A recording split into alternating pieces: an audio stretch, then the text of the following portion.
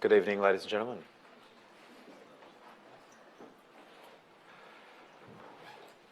Thank you very much for coming tonight to hear Richard Marles, Australia's Shadow Defence Minister, speaking on the Asia-Pacific security in the time of Trump. I'm Nicholas Kirby. I'm a member of staff, faculty here. I'm a research fellow and departmental lecturer in philosophy and public policy. You might also guess from my strong Australian twang that I come from the same area of the world as Richard.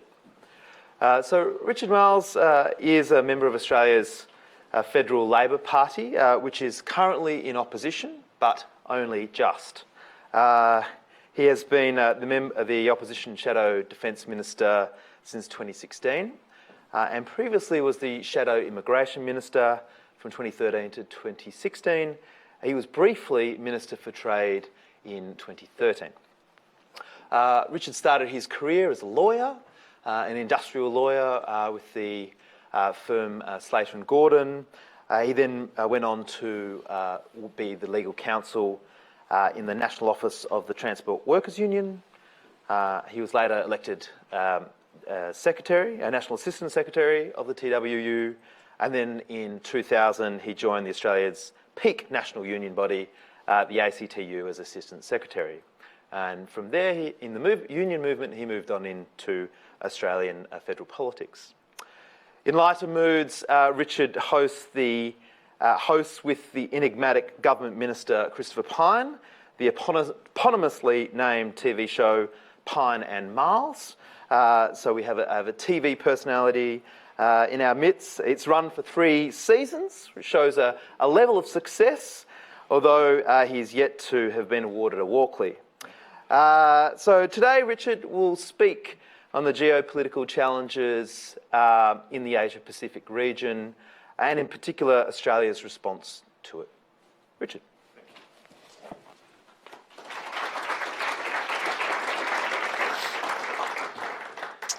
Well, thank you, Nick. And I think to describe me as a television personality goes a little bit above the reality, but I appreciate the introduction, and it really is a thrill for me to be here at the Blavatnik School, and a pleasure, in fact, for me to be back in Oxford. This is a town which has a particular place in my heart. My father spent the better part of 2 years here back in the 1950s teaching at St Edward's School. And following in his footsteps, I had a gap year in Oxford, teaching at the Dragon School just around the corner. And for an 18-year-old Antipodean, it really was a charmed experience to be in this town.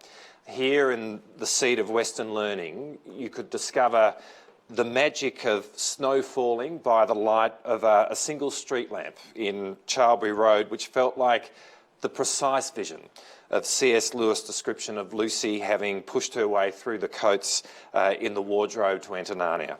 I participated in the urgent joy with which some starved people on this side of the globe grab hold of those few temperate months in the weeks in summer and hit a golf ball or play cricket or punt on the charwal, all with the pims in hand and very much late into the evening. I think there is nothing quite like the way in which the English celebrate summer. And I learned that the apparent sin of drinking warm beer actually did make sense in front of a warm fire at the Rose and Crown, particularly when you were sheltering from Arctic temperatures outside. And these experiences also included, for me, a bit of an introduction into the particular eccentricities which characterise this country. And so in the performance of my duties at the Dragon, I was required to teach a Viscount how to throw a boomerang. I played tennis, this is a true story, with a 10-year-old Tim Henman for an entire tennis season because the school had absolutely no idea what to do with his prodigious talent. And though he was 10 and I was 17, I'm pretty sure I beat him once. And I also saddled up to participate in an invitational wall game team at Eton College, if any of you know that sport, which, and in the process really discovered the single most stupid activity that has ever been conceived. But at the end of the day, if beauty is the inspiration for creativity and genius, then it's little wonder that Oxford is the most renowned place of learning in the world. being here is very special, and I encourage you all to cherish it. Coming to a place like Oxford is a no-brainer when you're a young person, but as a politician in a Westminster system, it's not so obvious. It can be a challenge to find time to spend away from your constituency, even to visit a place at the epicentre of new thinking such as this. There's a lot of learning to be found here, but not a lot of votes. And the last 12 months, I think, has seared onto the consciousness of everyone in my profession just which of those wins out at the end of the day. And living in a world where information is largely global, it is easy to feel like worldviews are globally knowable too. But that's not true. Because the world looks very different depending on where you stand, and it's only really when you stand in other places that you can appreciate the aspect. It's no great insight to say the UK still looms fairly large in many Australians' worldview. There's a lot of legacy after all, but there's actually a lot of currency to that as well. In our most recent figures to date, the second greatest stock of foreign investment in Australia is still from the United Kingdom. In fact, if you look at the stock of foreign investment in Australia, there is the US, the UK, and then there's daylight. The US makes up a shade less than 27% of investment in Australia, the UK a little more than 16%, and the stock of investment from both places is growing as well. Investment from the US has gone up by 10% between 2014 and 2016, and by almost 8% over the same period from the United Kingdom. And the flow of investment from Australia into the UK is well reciprocated. So the country from which Australia sprang and the country that has had the largest economy in the world for most of our existence are still the two largest investment features in our economy. So far, so normal. And that's a view that Australia has been looking at for some time. But the story is a little different when we look at trade, and even more so when we think about what the world is going to look like in a few decades' time. China has been Australia's largest trading partner for some time now. South Korea and Japan are both in our top 5. And this actually makes us quite normal, for we are one of many countries which has China as its #1 trading partner, a list which includes South Korea and Japan, but the ASEAN countries as well, along with India and, of course, the United States itself. There is very little doubt that the economic gravity of the world is moving to the east in this century, and that military gravity is following. For instance, the OECD predicts that the euro area countries will see their share of global GDP fall by a third by 2060. And the UK will be a part of that change. China, on the other hand, will see its share rise by almost 20%, and Indonesia, albeit off a much smaller base, will see its share almost double. Now, of course, there's no guarantee that an increase in GDP share will see an increase in the share of military spending.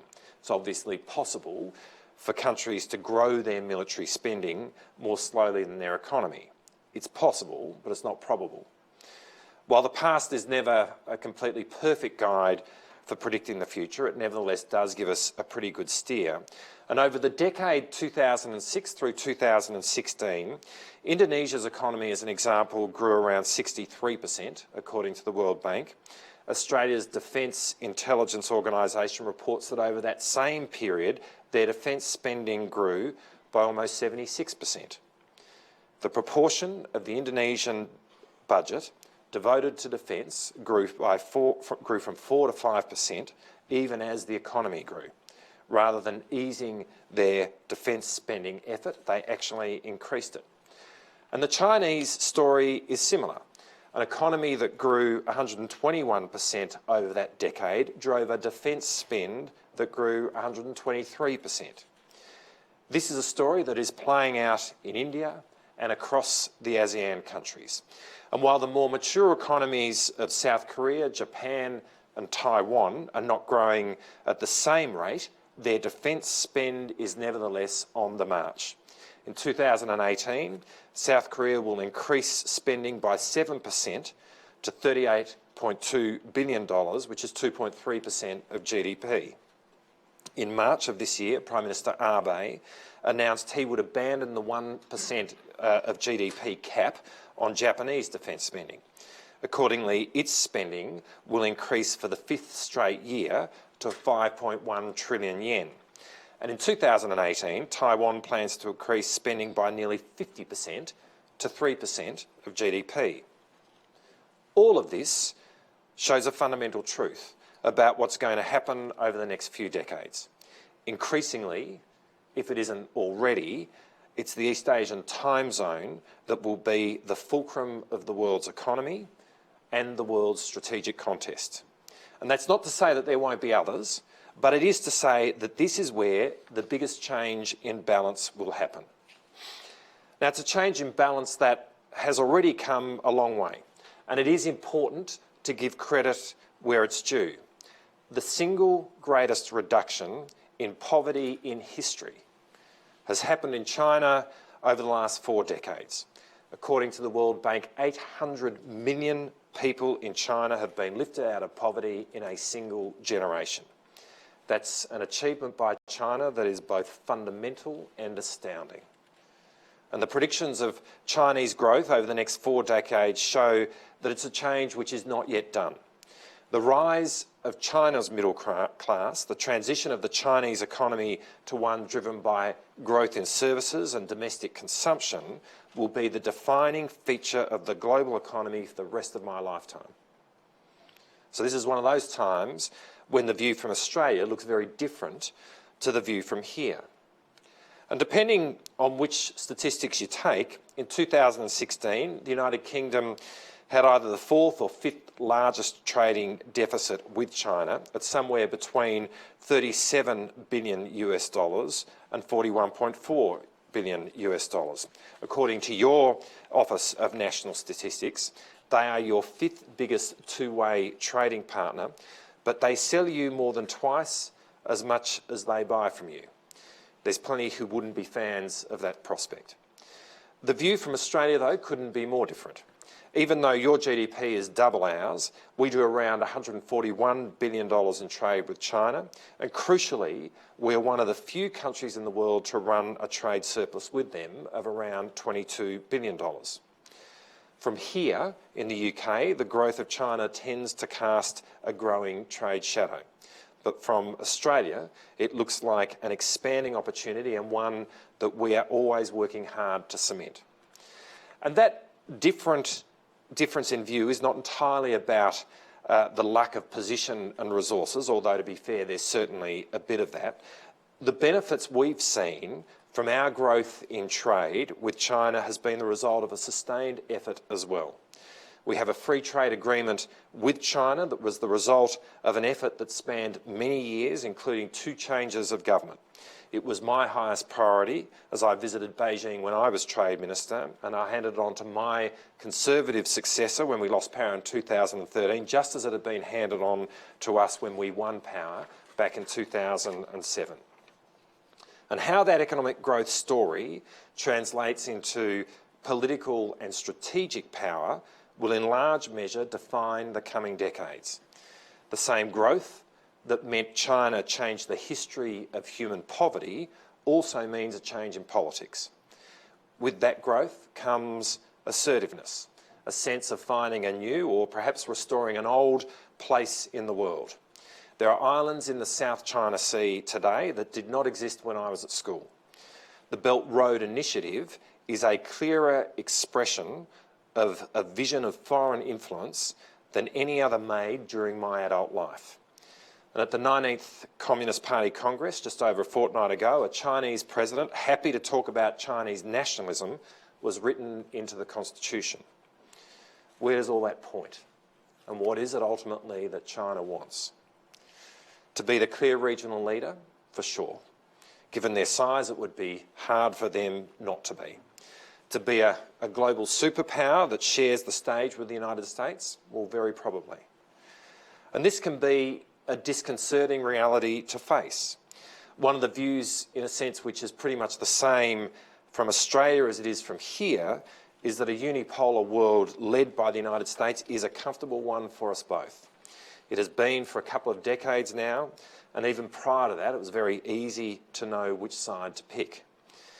But the rise of China and Asia more broadly is going to force us all to move beyond that settled place. And it needn't be worrying necessarily. China is not the Soviet Union. It does not seek to export an ideology. It does not seek to supplant our political system and replace it with its own. While Australia may lie within a region that China sees as being its domain, there is no fear that China would ever imagine forcing upon us an abandoning of our liberal democracy. So from where Australia sits, the peaceful rise of China is just fine. In fact, it's not just fine, it's something that can underpin our national prosperity for decades to come. But that only happens if the rise of China occurs within a global rules-based order with China as a contributor to that order. That order must allow Australia and other countries to deal with China with a sense of predictability, knowing that the rule of law, as opposed to the rule of power, will prevail. Yet China's actions in the South China Sea are a genuine cause for anxiety. The building of artificial islands at Fiery Cross Reef, Subi Reef and Mischief Reef have been found by the Court of Arbitration in July last year to be in breach of the UN Convention on the Law of the Sea. The attempt to grow sovereignty over the South China Sea by changing facts on the ground does suggest a reliance on the rule of power rather than the rule of law. And make no mistake, this matters deeply to Australia. By some estimates, as much as 60% of our trade goes through the South China Sea. And any diminution of our ability to enjoy freedom of navigation in the South China Sea would have a significant impact on our economy, and in this we are not alone. Events in the South China Sea in some ways will come to a head with the future of Scarborough Shoal. And it's important that China not proceed here in the same ways as it has at Fiery Cross, Subi and Mischief Reefs. But ultimately, what is really at stake is the respect for the current generation of Bretton Woods institutions. Now, while China may feel they were not at the original negotiating table for these bodies, they have nevertheless served China well and underpinned China's remarkable story of prosperity. The rise of China is obviously not happening in a void. Amidst all the other nations in the region, America is very present. The United States first came to be an actor in East Asia with the expedition led by Commodore Matthew Perry to Japan in 1853. In 1898, the Treaty of Paris ceded the Philippines and Guam to the United States as part of the peace settlement of the Spanish-American War. And later, President Theodore Roosevelt earned his Nobel Peace Prize by mediating the end of the Japanese-Russo War in 1905, which involved the Korean Peninsula and parts of what is today contemporary China. But the US presence in the region became permanent and large in the aftermath of World War II. As an occupying force in Japan, a nation that began afresh on terms of not having a military of its own, the United States has, since 1945, been the effective guarantor of Japanese security. The US military presence required to achieve this has been at least as profound as its presence in Germany. And added to this, the US acquired territories from Japan within Micronesia, which once again included Guam. Shortly after the end of the Second World War, the Korean War broke out. And its conclusion, the armistice, which still is in place to this day, necessitates another significant US presence in order to underwrite that peace. And so together, all of this means that in 2017, 54,000 US Defence Force personnel across 21 major bases are in Japan, and a further 28,500 personnel across 12 major bases are in South Korea. And these soldiers, sailors and aviators are backed up by a formidable array of military hardware. The US 7th Fleet is based in Japan, and additionally 12 US Joint Strike Fighters, in addition to those purchased by Japan themselves, are destined to be based at Kadena Air Base, which is also in Japan. The sum of this is that since the Second World War, the US has been the dominant military presence in East Asia. And their presence has underwritten the rules-based order, which has provided the stability that has enabled the phenomenal economic growth in East Asia. Yet it is precisely this regional dominance that China now seeks to challenge. And even with the same American commitment to East Asia, the growth in the Chinese military necessarily means some shift of power. But perhaps more significantly, there are many analysts now asking the question as to whether the United States itself is in retreat from East Asia. These questions did not start with the current administration. Its predecessor certainly did not always present a clear vision for the United States in East Asia within its final 2 years. When then Secretary of State John Kerry said in respect of the South China Sea that it was time to move away from public tensions and turn the page over, well, China could have been forgiven for believing that its actions in the South China Sea were being tolerated.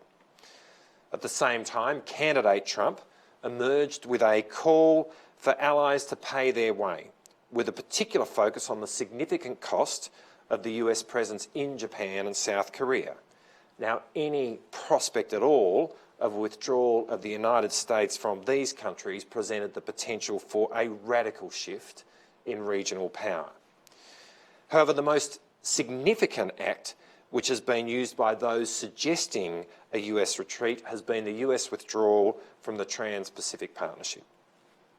The TPP promised to be the highest quality trade agreement in the region, involving 12 countries, including the United States and Australia, but not including China. It had the potential to economically shape relationships for the better in a way that would have enshrined the United States' presence in the region. But President Trump's first act as president was to end the US involvement in the TPP. And naturally, it has in turn created a space in which China has legitimately acted. Negotiations, for example, continue with the Regional Comprehensive Economic Partnership, a trade agreement which will involve many countries in the region, including China and indeed Australia, but not the United States. China's Belt Road Initiative is now a big part of the regional economic and strategic agenda. And while Labor is open to the opportunities presented by the Belt Road Initiative, it is absolutely critical that Australia proceed only on a case-by-case basis and with caution. But it would be a mistake to see the US withdrawal from the TPP as only being about President Trump. Indeed, candidate Clinton opposed the TPP as well. And this speaks to a concerning phenomenon within the US polity. From Bernie Sanders to Donald Trump, it is hard not to deduce a popularity in messages that argue for a more inward-looking United States. This, of course, echoes events on this side of the Atlantic with Brexit.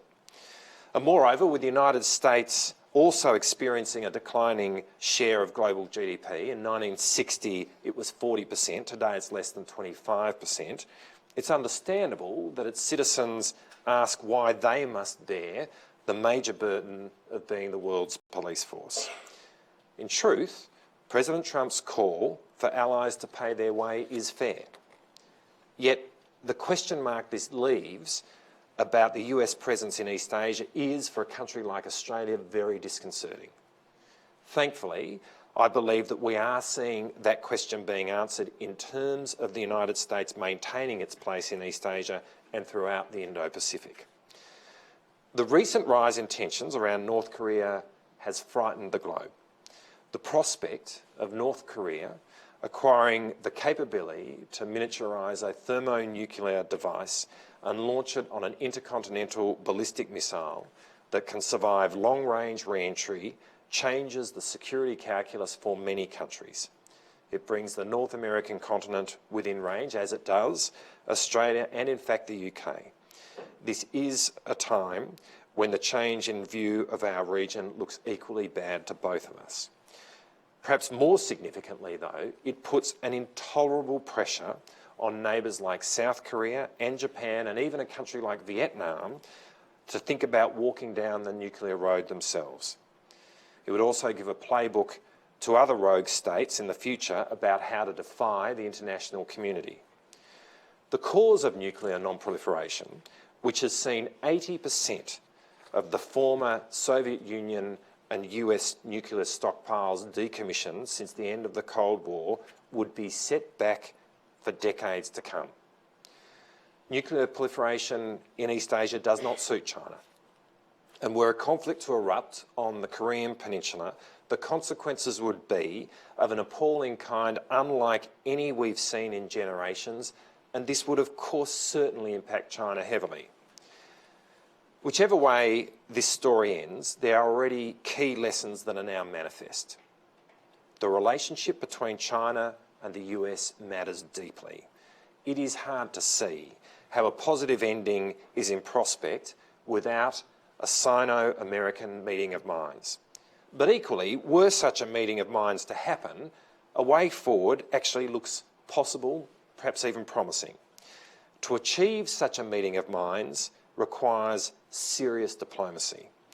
The art of diplomacy is nuanced and complex, befitting all the intricacies of human interaction. For the life of me, I do not understand how that can be reduced to 140 characters. Diplomacy by tweet is at best utterly ineffective, and at worst, it is highly dangerous.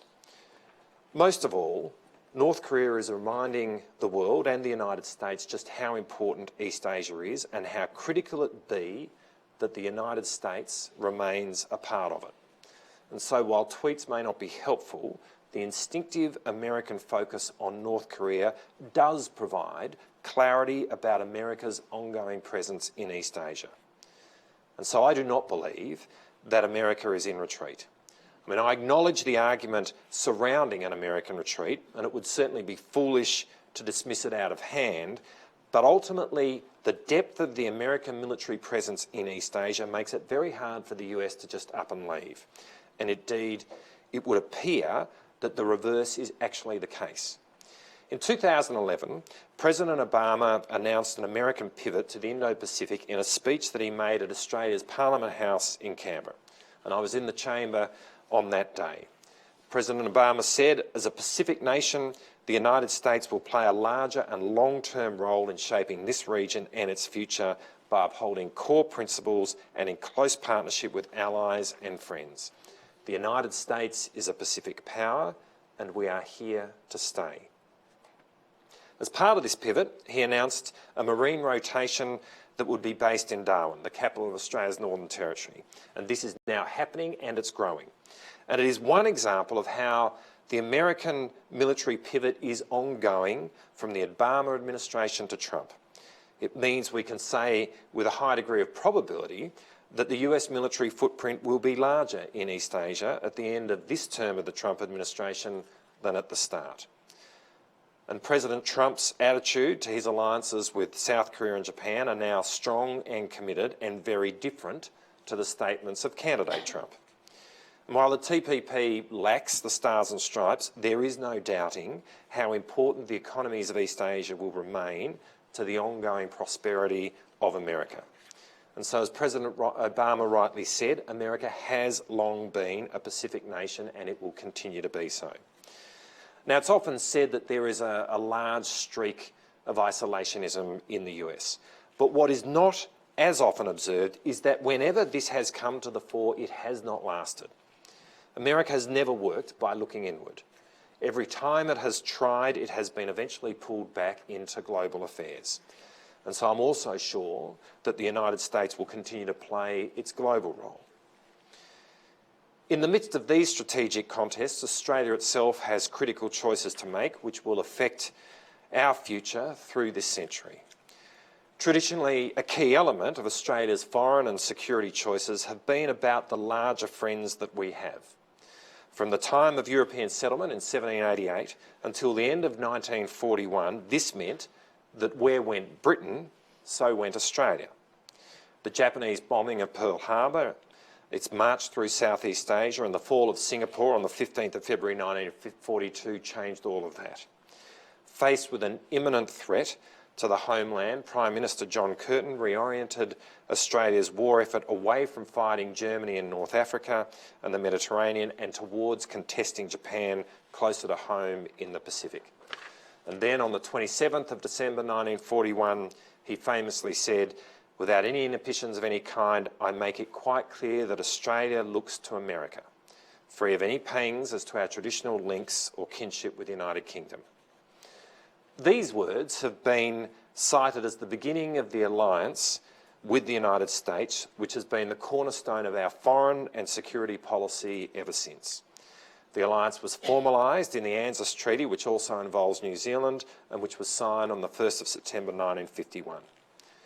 The strength of the alliance and our commitment to each other's defence was demonstrated when it was the basis for Australia's military assistance to the United States on September 11, 2001. But the alliance does not commit Australia to automatically engaging in conflict whenever the United States does. However, through a series of discrete decisions, Australia has in fact fought with the United States in every major conflict since World War I, including the Vietnam War. These decisions speak to a deeper relationship with the US, which today is reflected in as close a cooperative military relationship that the US enjoys with any other country. Notwithstanding our relationship with the US, the rise of China clearly impacts our strategic choices. We have a deep economic relationship. While we have different political systems, China is, on balance, unquestionably a force for good. The economic transformation it has provided for the hundreds of millions of its own citizens makes that clear. But at the same time, our respective interests in the region are not coincident. But at the end of the day, whatever we think about that, the rise of China is happening. It's a reality we must deal with. Simultaneously, the election of Donald Trump as president has brought into focus the contemporary meaning of the alliance. It has sparked a debate in Australia about the relevance of the alliance and asked us to go back to first principles about why we should look to America.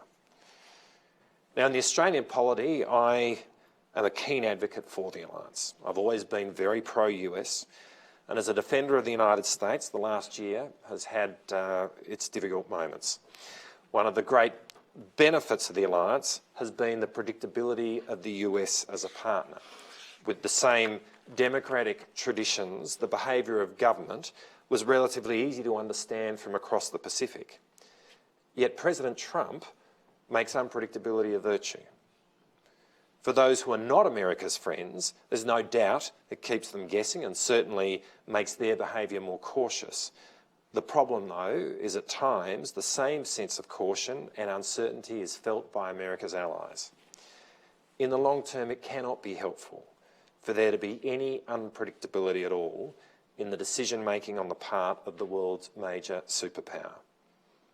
There have also been decisions by President Trump which must demand criticism. An immigration system which overtly seeks to discriminate on the basis of religion is clearly repugnant. So pro-American advocates like myself are now in a position where on certain issues we need to be deeply critical of the US. This is new, and I don't mind saying it feels uncomfortable. Yet, as we examine what has been at the heart of the alliance since 1941, the core rationale for the relationship remains clear, irrespective of who is the current President of the United States, or for that matter, who is the current Prime Minister of Australia. Australia and the United States share critical values. We are both democracies, of course, but we also adhere to the rule of law at home and seek to create a rule of law between nations. As I've said, this predictable rule of law, as distinct from an arbitrary rule of power, has underpinned East Asian prosperity and our prosperity with it. The United States has been and remains the principal guarantor of this. So even with an unpredictable president, there remains a fundamental predictability in this. And to be sure, for the likes of me, the American instincts and reflexes which have guided us in the past are unlikely to be enough to steer us through the next few years. There will be issues where criticism is required. There will be tweets that do need to be ignored. But despite this, I passionately believe that the alliance is as relevant and important today as it has ever been. And so it is from that position of a steadfast alliance with the United States that Australia can actually be open to growing its relationship with China. We need to see China beyond our economic relationship, as important and as beneficial as that is. We actually need to grow the political relationship and the defence relationship as well. In this respect, we've done military maritime exercises with China in the past. We engage in small land-based exercises now, but there is room for us to do more, and we should. Now, there are some who do not believe that friendship, as we understand that concept between people, is a useful way to view international relations. I actually disagree. A sterile analysis of mediation of national interests I don't find particularly intellectually satisfying. Friendship has a place in international relations, and through seeking to understand a different point of view, Australia should seek to become a better friend of China. And a starting point actually is to acknowledge China's considerable humanitarian achievements in lifting hundreds of millions of people out of poverty. The balancing act that Australia must undertake is a delicate one, but the good news is that we're not alone. Seeking to balance the economic benefit that comes with doing business with China against some of the security anxieties we face with China is a dilemma being faced by many nations.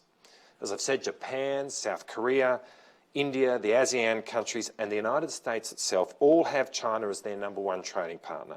And at the same time, they feel security anxieties and they wrestle with reconciling the duality of the China relationship. And it's here that lies one of the really important foreign and strategic policy opportunities for Australia. As we grapple with the complexity of the rise of China in the most sophisticated way that we can, comparing notes with those doing the same is absolutely vital. And the very act of comparing notes and working together in an approach to China affords the opportunity to build our relationships with these nations. It's fair to say, for example, that for a country like India, we have never shared so many common interests as we do right now. And this is true with virtually all the countries of the Indo-Pacific. So getting this right will not only see a successful balancing of our relationship with China and an enduring alliance with America as a regional player, but also a much deeper relationship with our Indo-Pacific neighbours with whom we share our region and in whom we must base our security and our prosperity. And can I say it is this which offers a most exciting future for the Australian nation. Thank you.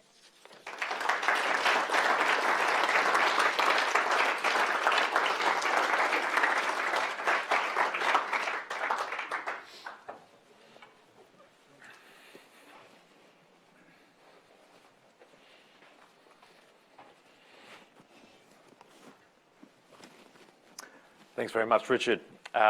So I'll just have a question to kick us off, and then we'll open it out to the floor. We'll have a roaming mic coming around. So just kick off. So in October, on the 25th of October, Xi Jinping unveiled his new standing committee. And on that appears no clear successor. And this has fueled the view that he is situating himself to stay on as president and leader of China indefinitely. How do you think that this might change, if in any way, the calculus for Australia within Asia Pacific if he were to stay on? it's obviously a good question, and there is, I mean, we have been in a rhythm of Chinese presidents doing a couple of terms, and there has seemed to be a predictability about that, and I think it's important not necessarily to get ourselves ahead of this. Maybe that is what's in fact in stall with President Xi as well. But obviously it's fair to say that whatever plays out in China in terms of its own domestic polity absolutely impacts us. And so, you know, we're going to be very mindful to looking at that. I think what is also clear about President Xi is that he is a deeply impactful president of China in terms of China's projection and stance as an international player. I don't think there's any doubt that he's given a more assertive focus to China within East Asia, and that's, you know, the reality that we're dealing with now in the South China Sea. The Belt Road Initiative, which is very much his baby, is it's on a gigantic scale in terms of what it is seeking to achieve, and you know, there will be, well, there'll be a whole lot of good that comes from it, no question. I mean, the building of infrastructure around the region stands to benefit a whole lot of economies, and as I said, it has the potential for, you know, we don't rule out the potential, for example, that it can improve our economy as well. But the point to be made here is that in building that infrastructure, you will see a spreading of Chinese equities around the region, and it's how China seeks to maintain those equities and protect them going forward, which I think is the real question about what the Belt Road Initiative ultimately means. And it is, for example, why India is very opposed to engaging in the Belt Road Initiative. Now, all of this is President Xi. And you know, if we do see President Xi there in a more longer term, well, clearly that does have an impact. But you know, it's something we will obviously watch very closely. Okay, let's open it up. So hands, anyone? So just down the front here. We'll have a microphone just coming around. Thanks very much, sir. Thank you. You talked about military cooperation and already doing joint exercises together and so forth with China. But I wonder what the threat would be that you're notionally preparing for. From China or generally? Or generally, if you're cooperating with China in a military sense at the moment. I just wondered what generally the threat was that you had in the backs of your minds. Well, I think military cooperation between two countries, well, first and foremost, gives countries a much greater understanding of how you operate. It reduces risks of miscalculation, for example, and it affords opportunities. I mean, there may be a whole lot of opportunities that come from engaging with China in terms of, you know, potentially providing joint security. And I think ultimately that's not something to be ruled out. I think getting to know China better matters. And that's why, you know, and I think there is nothing kind of more intimate, if you like, for a country to do than to cooperate in military endeavours, even if we're talking about exercises. So I think it actually is important that we grow the political relationship with China, but to grow that, I think defence exercises inevitably is going to form part of that. You know, there's often a view that you know, we want to do business with China, but we are anxious of China, and that our relationship, there is a kind of duality between the business and the political. I actually think we need to grow that political relationship as well, and I, as I say, I think for it to be meaningful, military exercises should form a part of it. I mean, the other point to make is that what militaries do around the world is also come to provide assistance in times of natural disasters. Working on that sort of thing, you know, offers, I think, real opportunities in doing joint work with China. Great. Bronwyn. Thanks. I'm Bronwyn Hayward. You might tell from my accent I'm a close colleague across the ditch. So you talked about, at times, very close allies have to speak out and criticise. And New Zealand has been a really close ally of Australia. So close that we may have triggered an election for you, or almost about to. But certainly with our change of with our change of government to a Labour-led coalition, there are many issues, around of all of these issues that you've touched on that are vital to us as well. But the one I would like to ask you about is right now, tonight, the tension around Manus Island and the amassing of military force from Australia and the situation for human rights is extremely tense, and there's a huge anxiety in New Zealand about what's playing out. On Manus? On Manus, yeah. And your comment that votes overcome ideas is interesting. And now with two Labour parties, possibly another Labour Party in government, how are we going to get through this standoff? Because New Zealand feels so strongly now about the human rights issues that are happening on Manus, and we can't make any traction with Australia. So what are potentials to go forward? Because this does destabilise the region, especially with Indonesia so close. The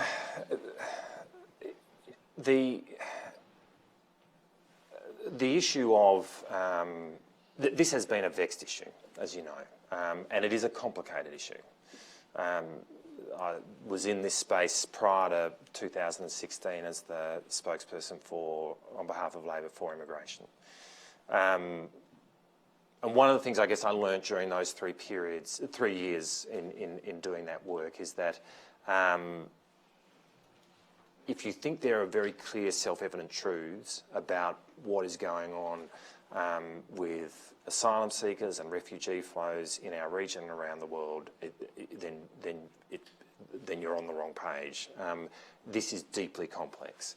And one of the things that often occurs when we analyse this is naturally you focus on the plight of specific individuals who are within the field of view, but actions in respect of them actually do affect a whole lot of other people.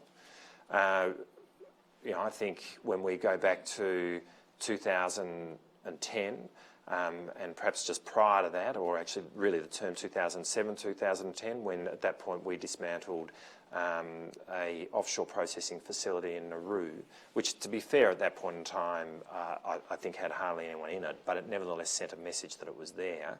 I think it was a mistake.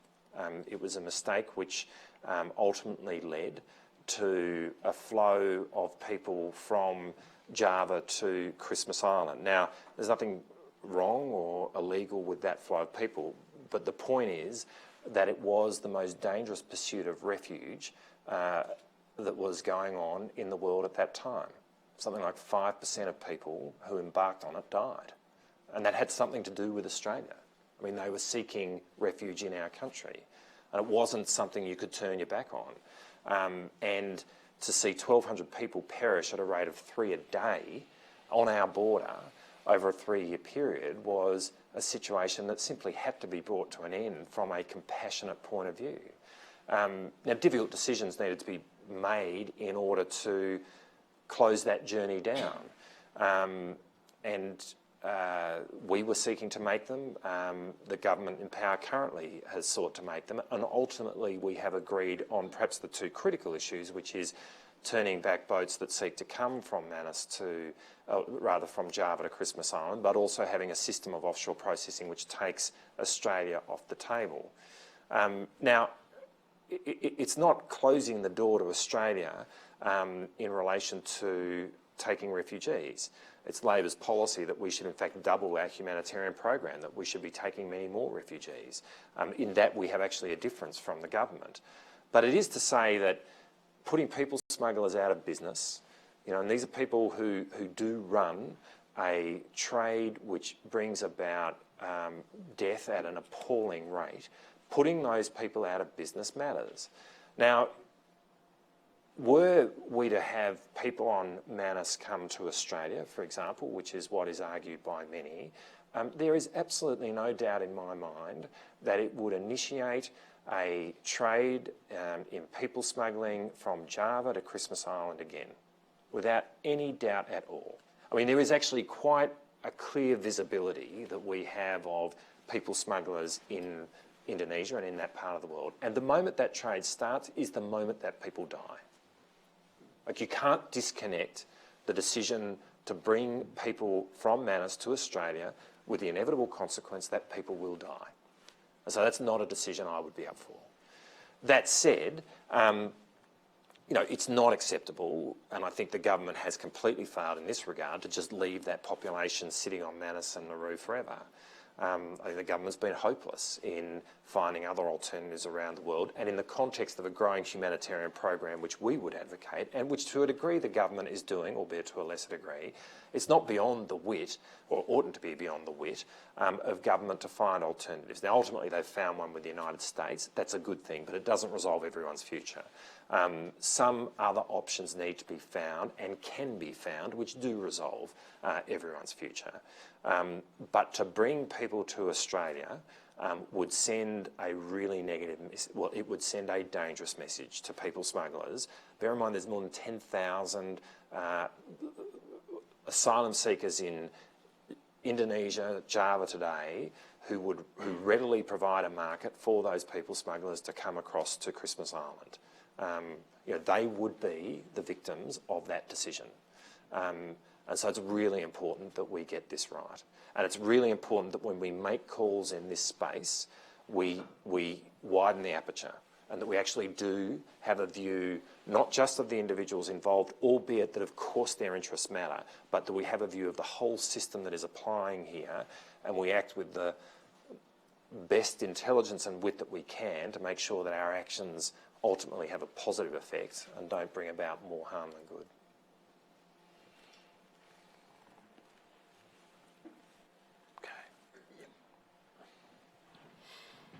Thank you. I'm an MPP student here at Blavatnik School of Government. You mentioned that just now that China has been trying to change the status quo of the South China Sea. And the fact is, those countries involved in the dispute began to build the infrastructure on rocks and in the area of under disputes many years before China began to take this action. So what's your comment on this? And another question is, would you please give a concrete example how China has blocked the freedom of navigation on the sea? Thank you. Firstly, in terms, you're right that there are sovereignty disputes between countries bordering the South China Sea and China, which Australia doesn't take a position on, and we shouldn't. We have a neutral position in relation to that, and that, like, however those sovereignty issues between the contesting nations and China is resolved, is ultimately not an issue for Australia, and is not about our national interest. And so it is important to clearly articulate what is Australia's national interest, and it's also important that we are acting solely in respect of that. So we don't take a position in relation to those sovereignty disputes. China is a signatory to the UN Convention on the Law of the Sea. Arbitration in respect of the building of the artificial reefs has found that action to be in contravention of the UN Convention on the Law of the Sea. That's what the decision found. Our view is that that decision has meaning. Now, you asked the question, has China sought to block freedom of navigation through the South China Sea? No, they haven't. And that's an important point to note. But there is clearly a desire to grow some form of sovereignty, to achieve some facts on the ground, which don't align with how we understand the UN Convention of the Law of the Sea to operate. And I guess if you're looking at Australia's national interest, we do have a deep and abiding interest in the UN Convention on the Law of the Sea persisting, so that freedom of navigation can continue, and that's where our interest lies. Now, I think China itself makes a point, which at one level is understandable, that the Bretton Woods institutions and the contemporary expression of those have come about through negotiations to which China was not a party. And China is clearly a rising and significant regional and global power that would want to have its say. I think that is understandable. But Australia retains an interest in how that law works. And it really is important that I think China takes its place as a regional leader, takes its place ultimately as a global superpower on terms which do support a global rules-based order. I mean, that is, in our view, really important. And in that context, we more than welcome, we embrace the rise of China for all that it represents, both economically but more than that, in terms of a really significant contribution that China is making to humanity, which, as I described, is the single biggest alleviation of poverty in human history. And because in every speech I make in mentioning China, I always mention that. Not everyone does, because I think often it's a critical and fundamental point, which often seems to me to be meanly absent in the way in which people sometimes describe China. It matters and it is relevant. But rising in the context of a global rules-based order matters. And I think in terms of the way in which we engage with China, advocating in that respect is what we'll continue to do. Okay, I think we might have, we've got two hands and we've got about 3 minutes. So why don't we quickly group those two questions and we'll have our last answers. Okay, a very interesting lecture. So I enjoyed it very much. So I'm a Chinese academic visitor in China Center. So I'm also teaching international politics in China. So you just talk about China. I think the atmosphere is a little stuck, little serious here. I think China is not so aggressive. Chinese people are very friendly. So I hope all of you here can visit China to know China better. So as we know, so China's rising is very apparently now. So I think China will bring more opportunity to all the countries in the world. So my question is, do you think China's rising threat or opportunity to the whole world? Okay, thank you. Yeah. I think we're going to loop you in as well. Yeah. Oh. Just try to group the questions. Yeah. I was interested to hear that Australia are doing cooperative kind of military activities, even if it's just training together, and it opens up to me what might be an interesting situation where Australia might need to decide between siding with China or siding with the US sometime in the future.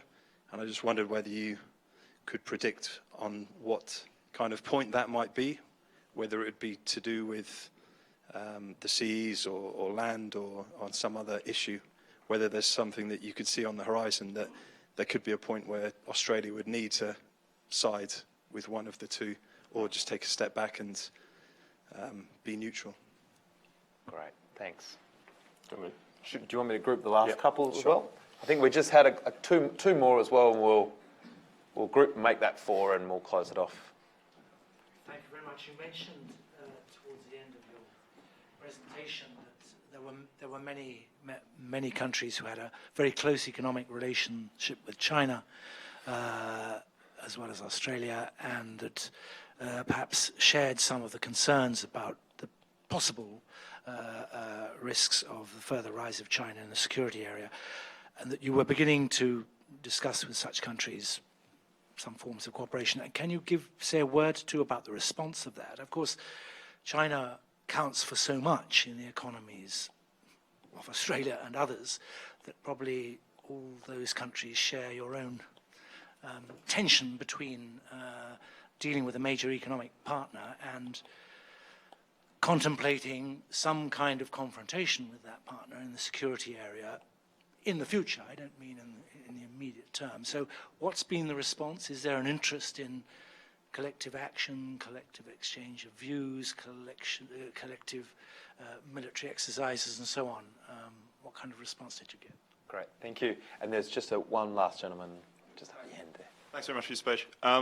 I was just wondering if and when Labor wins government at the next election, what policy changes will that actually lead to in this space?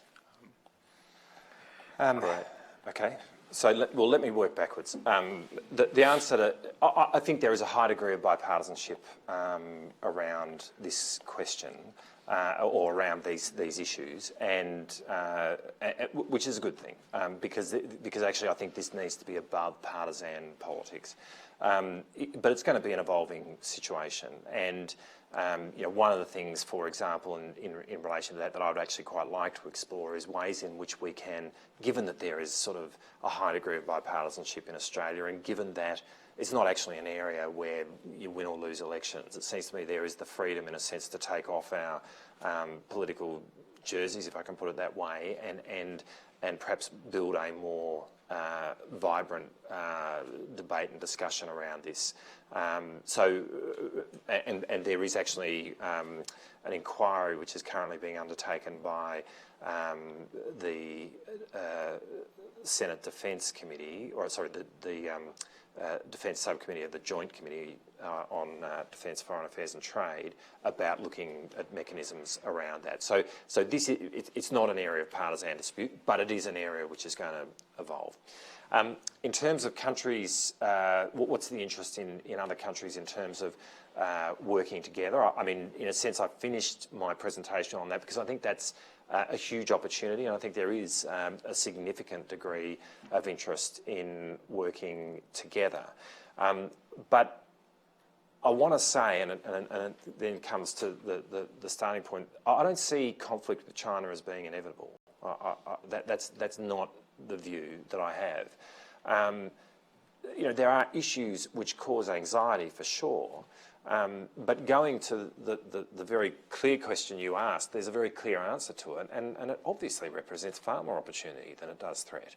And I agree with everything you said about China, and seek to do that in the speeches that I give. Now, I don't agree with what China has done in the South China Sea.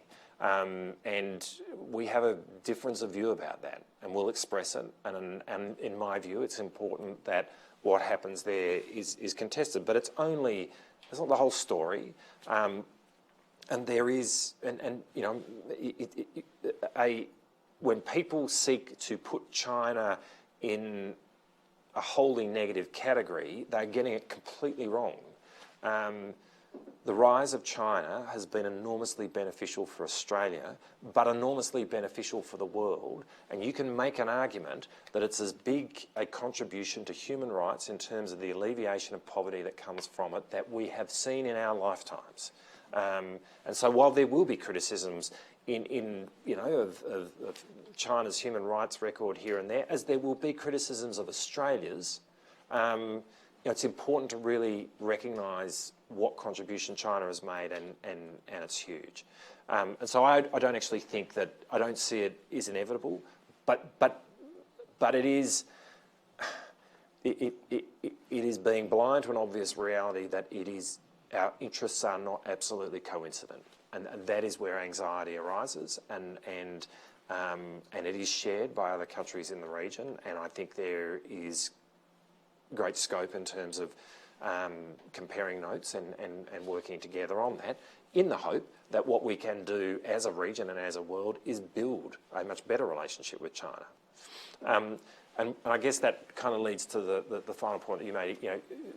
Will the day come that we have to choose? That's a question which is asked a lot in Australia, and in almost exactly the way you've asked it. I don't I don't think it's as simple as that. I don't think it's as simple as the notion that there is going to be a choice. Firstly, though, we can say some things in answer to the question, and it's kind of how I tried to structure the presentation that I just gave. We've had a long-standing alliance with the United States going back to 1941. It is the United States who is our allied partner for a whole lot of reasons that I outlined. And it's not China. It is the United States which is our alliance partner. And it's my view that that alliance is as relevant today and needs to continue as much today as it ever has, irrespective of who is the President of the United States. I think that is very, very clear. But I think from the basis of that steadfast alliance, there is an opportunity to build, and we should be building, not just our economic relationship with China, which is going well, but with the political and the defence relationship with China also. China has participated in a number of RIMPAC exercises, which involves a number of nations of the Pacific. And so there have been exercises which have involved America and China. Now, that's a thing to promote as well. That reduces the chances of miscalculation when those two countries are engaging with each other in military operations. It happens. I mean, those exercises happen. It also, going to an earlier question, provides an opportunity, I think, to build cooperation in disaster management and disaster response. So I mean, maybe the real answer to your question is who is our alliance with, but it is a basis it is a place from which we can build then a much better relationship with China, and that's what I think we should do. And it's why I describe this in terms of friendship, not just a kind of sterile analysis of national interest. I actually think it is about trying to become a better friend of China, and doing that through, seeking to understand China from its point of view. I think that's a really important process that all the countries of the region incorporating go through. Great. All right. Well, thank you very much, Richard, from all of us.